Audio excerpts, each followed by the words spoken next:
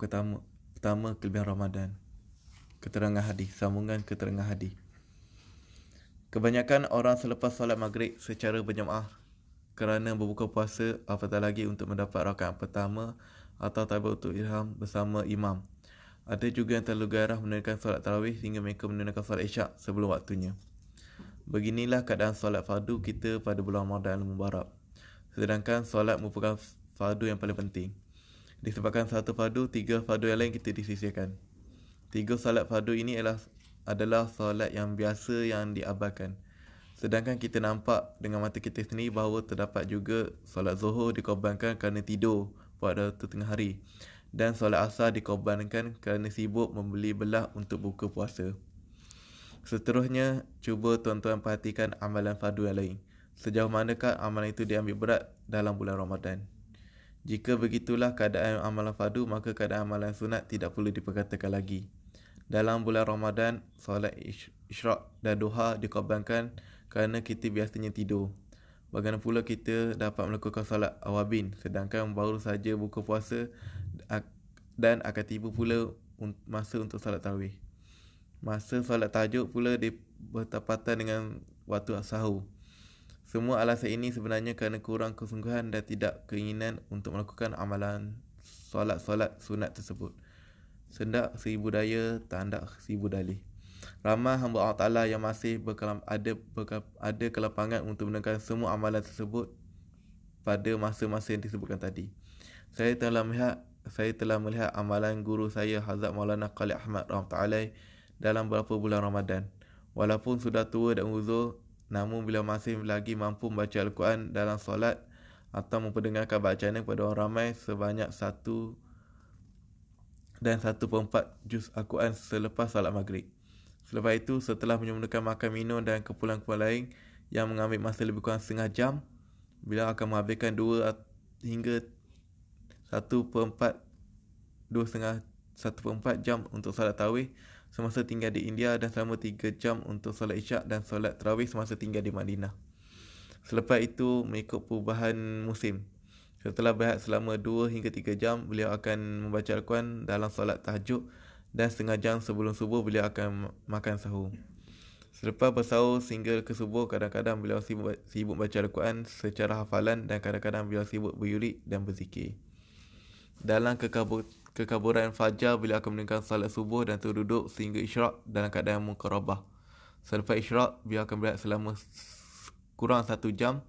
Setelah itu, sehinggalah pukul 12 atau pukul 1 tengah hari semasa musim panas, beliau sibuk menulis kitab Bazul Majud dan memperlihatkan surat-surat serta merencanakan jawapan.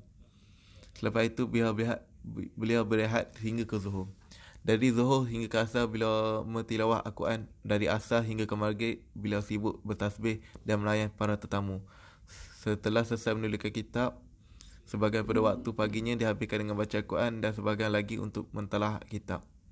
Biasanya kitab Bazul Majud dan Wa'ul Wafa yang menjadi tumpuan perhatian. Pada bulan Ramadan, tiada perubahan yang khusus dalam amalan-amalannya. Solat sunatnya itu adalah satu amalan yang berterusan dan beliau mengambil berat solat-solat tersebut sepanjang Ramadan. Cuma rakaat-rakaat solat sunat dipanjangkan semasa bulan Ramadan.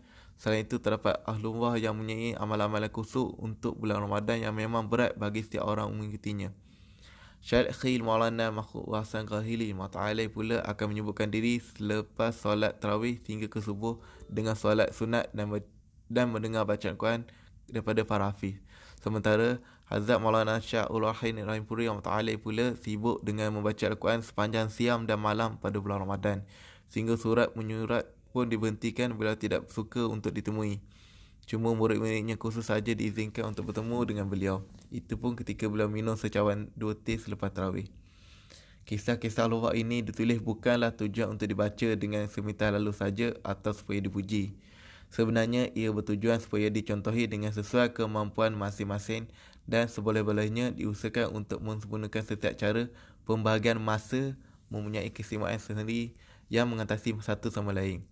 Bagi mereka yang tidak terikat dengan kesibukan duniawi, sangat baik kalau mereka bersungguh-sungguh berusaha untuk menggunakan seluruh bulan ini dengan sebaik-baiknya setelah mereka mensisihkan 11 bulan sebelumnya. Mereka yang bekerja dengan majikan terpaksa berada di pejabat dari pagi hingga ke petang. Apa salahnya kalau mereka menghabiskan waktu pagi sebelum ke pejabat dengan baca Al-Quran? Biasanya untuk keperluan duniawi yang lain pun kita sanggup juga meluangkan masa selain pejabat untuk memenuhi keperluan itu. Bagi para petani pula, mereka tidak bekerja dengan mana-mana majikan dan tidak juga terikat dengan peraturan yang tidak boleh diubah ataupun bukanlah satu kesalahan jika mereka membaca Al-Quran ketika duduk-duduk di kebun. Untuk para peniaga pula, mereka langsung tidak menghadapi apa-apa halangan. Mereka boleh mengurangkan sedikit masa perniagaan mereka atau paling kurang mereka boleh baca Al-Quran sambil berniaga. Ini adalah kerana bulan Ramadan Mubarak merupakan kaitan rapat dengan kalam Allah. Secara umumnya, kesemua kitab Allah Ta'ala diturunkan pada bulan ini. Keseluruhan Al-Quran Karim juga diturunkan dari Lauh Mahfuz ke langit dunia pada bulan ini dan kemudian diturunkan sedikit demi sedikit ke dunia bersesuaian dengan peristiwa dalam tempoh 23 tahun. InsyaAllah tuan-tuan, apa kita dengar dan apa amalkan dan sampaikan dan sampai pada orang yang tiada. Subhanallah bihamdi syadu la ilaha illa wa atubu ilaih. Wal asri inna insana